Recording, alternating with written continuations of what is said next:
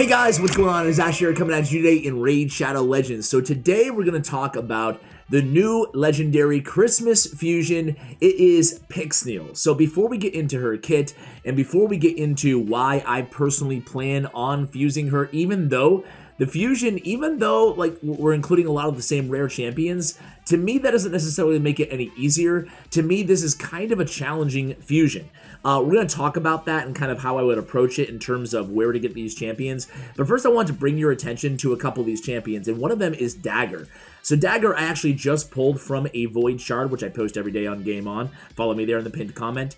Yeah, let's take a look at her real quick. I think she's a rare champion that you guys actually, a lot of you guys, depending on where you are in the game, could actually invest in and build out. I think it makes sense for a lot of players out there as a rare alternative to War Maiden for a decreased defense. So if you don't have a Stag Knight, for example, if you don't have a Tyrell, and you only have a War Maiden, I think that she is a champion definitely worth taking a look at. Again, Void Affinity, so there's no bad matchup here with Dagger in terms of having that negative percentage of landing her debuff. On her double daggers, she basically a 2-time hitter. Each critical hit decreases the target's turn meter by 4, so an 8% turn meter, whatever, on the A1. But on the A2, attacks all enemies. When booked, has a 75% chance of placing the strong version of decreased defense on a 3-turn cooldown. If you get the Sniper Mastery, which I would advise you guys do, along with Master Hexer, you're looking at an 80% with a negative, or excuse me, a Void Affinity. So again, no negative affinity to think about.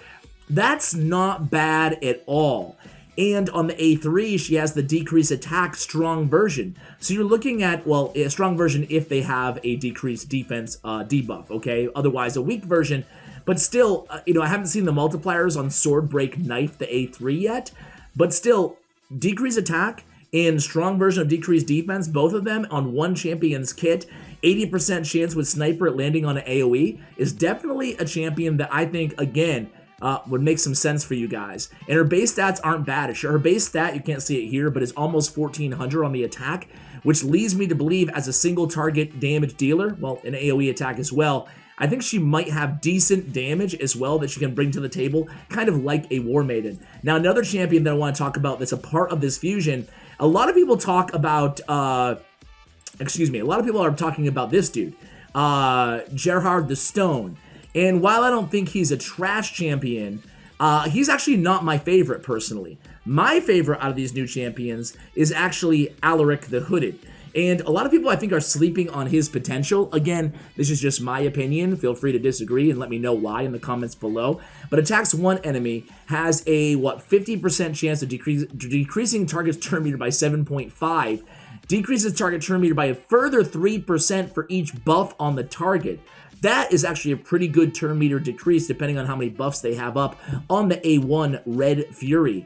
On the A2, attacks one enemy, has a 75% chance when booked of removing 2 random buffs from the target before attacking, and then has a 75% chance, 100% chance when booked of stealing 2 more random buffs instead if the target has 4 or more buffs. So you steal them instead of removing them. And then on the A3, an AoE attack, and this is the one that I think is noteworthy here. On a 4-turn cooldown, attacks all enemies, and then has a 100% chance when booked of placing a strong version of decreased attack and decreased accuracy on all enemies for 2 turns. I think that the decreased attack and the decreased accuracy is a very, very good ability on an AoE. 2 debuffs that, well, I guess decreased attack is pretty, popular now, but having the strong version of decreased accuracy with the decreased attack is really, I think, a pretty game-changing ability for an epic champion in Crimson Warlord. Am I saying that he's the best epic out there? No. But does he make sense to some people? I think yes, especially with this ability. So if you don't have a champion right now with an AoE decreased attack, I would invest in him because you get the decreased accuracy cut in half on top of that in Alaric the Hooded. Plus, I think he looks really badass too. What about you guys? Like, I love the aesthetics on Alaric. Anyway, so those are some champions to talk about here. Those are 2 champions that I will kind of be building out alongside the Fusion champion. But guys, let's get into the Fusion champion. This guy's not bad either, by the way, especially Clan Boss. He has an increased attack on himself, a weakened and decreased defense on one enemy. So he has both those abilities on a 4-turn cooldown, and he has this cool passive that decreases the cooldown of that ability, the weaken and decrease defense, by 1 turn every time this champion loses 15% HP. So essentially, with this A3, you can keep the decreased defense strong version and the strong version of weaken on an epic champion on a 4-turn cooldown, but because of the passive, you can keep it up on the clan boss rather consistently. So don't sleep on Rugnor if you need a debuffer with weaken and decreased defense on your clan boss team, okay? So again, those are the 3 champions I want to talk about. Now let's finally get to Pyxniel. Before we talk about, her kit and stuff, let's take a quick look here. Thanks to Ayumi Love, at all the fusions, okay? So this is the reason, and again, guys, just kind of a quick disclaimer here, is this is me. This is about my account. This is about why I am going to fuse her. Everybody's different. I just want to kind of put that disclaimer out there. This is not an easy fusion to pull off, and again, we'll look at that in a moment. But looking at all the champions, and I know it's small, I apologize for the text size here, but looking at all the champions, right? I did not play the game when Sir Nick was a fusion, so didn't get him. I got everybody else except for Tormund and Rotos. At the time in my life, I was going through some stuff, like not to make excuses, but I just didn't have any time to focus on a fusion in Raid Shadow Legends. So I passed on both those champions, plus the fusions looked rather difficult. So I passed, and both of them ended up being beasts.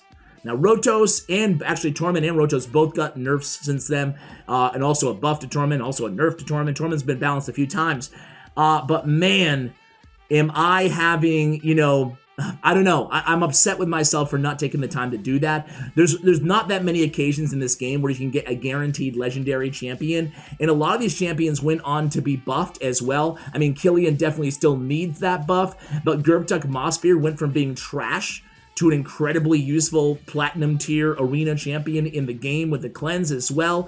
Krila Witch Arm ended up being, I think some people were kind of on the fence with whether if she was going to be good or not, and now she's like a top 10, top 15 legendary in the game. She's really good. And then we have Draco the Gaunt, Vergumkar, both those champions, Elegaeus, all these champions recently, we looked at them kind of with a very skeptical eye. And I actually passed on Vergumkar. I did not do the fusion, and I pulled him later. I'm glad I did, because now he has use, obviously, in Doom Tower. So I think that all of these fusions, man, all of them pretty much, I mean, a couple exceptions, but a lot of these I regret not doing. So I think that Pyxniel is going to be in that same kind of, she's right on the fence, right? Is she the best legendary in the game? No. But does she have some potential? Yes, and we're going to talk about why. So on her A1, attacks one enemy, has a 30, make it a 50% chance of placing a Veil buff on a random ally for 1 turn, except for herself. Okay, whatever. On the A2 though, Grip of Winter on a 3-turn cooldown, places an increased defense and a strong version of continuous heal buff on all allies for 2 turns. Stop there. Pretend the rest of the ability didn't even exist. That's a really, really good ability to have on a 3-turn cooldown. I think that when you add the rest of it, for some bizarre reason, it distracts away from the fact that you're getting a strong version of continuous heal and an increased defense on a 3-turn cooldown. That's really good. I know a lot of players could benefit from that, right? Granted, if you're end game, sure, you probably have a lot of champions that are kind of have similar abilities. But I think the majority of players, that can really help you out a lot. Now, read on. Attacks all enemies under freeze debuffs. Places a weaken debuff for 2 turns on all enemies under freeze debuffs. So weaken for 2 turns is already a great debuff to have. Innocent AoE attack as well. So really, really solid. And assuming you have freeze, obviously. But Grip of Winter is an ability that I don't think people are giving enough love to overall. Now let's talk about her freeze ability. Icicle Barrage. On a 4-turn cooldown when booked, and I have to mention right now, speaking of books, 7 levels on the A1, only 3 on the A2, and then 8 levels on the A3, and then 3 more levels on the passive. A lot of books. If there's a big downside into not fusing this champion, it's that she needs to be booked, and there's a lot of books. So just want to throw that out there again. Huge disclaimer. She's a champion that I would almost fuse and then build slowly over time. I wouldn't immediately throw her into any of my lineups unless, of course, you're just sitting on, 50 legendary books, so whatever. So, Icicle Barrage attacks 5 times at random. A lot of people are disappointed this is not an AoE attack. Each hit has a 50% chance when booked, again, need to book her, of placing a freeze debuff for 1 turn. Has a 100% chance of placing that freeze instead on enemies that receive 2 hits. So, 50% chance of landing a freeze on a non-AoE attack, albeit a 5-time attack, is not that exciting, right? However, 2 hits, let's say you have 2 enemies alive, they're basically going to get frozen, right? Because they're probably going to both get multiple hits. So I think that, you know, this ability looks awful on paper, but I think practically in dungeons, you know, assuming you're not in spiders attacking 18 spiderlings, I think you'll actually be ending up landing freeze more often than you think you would, just looking at this ability. Okay, is it the best ability, best freeze ability? Is it up there with Shuramani? Of course not. But it's not awful, I don't think. And then on the passive, this is kind of interesting too. Whenever an enemy places a freeze debuff on an ally, has a 35% chance when booked of stealing the freeze and placing it on herself instead. So she's stealing freezes and freezing herself. Now, I want to kind of move on to this, the third one here, then we'll get back to the second one because this is important. She's stealing all these freezes, okay. Has also a 50% chance of removing any freeze debuffs from this champion at the start of every turn. So she also has a chance of when her turn is, you know, she steals the freeze buff, and then it's her turn right away, let's say after that, she has a 50-50 at removing that freeze, okay? And then has a 40% chance of filling this champion's turn meter by 25% every time they receive a freeze debuff. Her aura is resist in arena battles by 80. So first of all, you can really make cool kind of synergy teams with her, putting other freeze champions in the game with her. So there's some awesome kind of potential there on the right team. Also, that new legendary champion, I want to look at her base stats here, but who, oh god, Icicle the Scourge, like imagine, granted, I mean, who's ever going to get this dude, right? He's a really cool looking dude.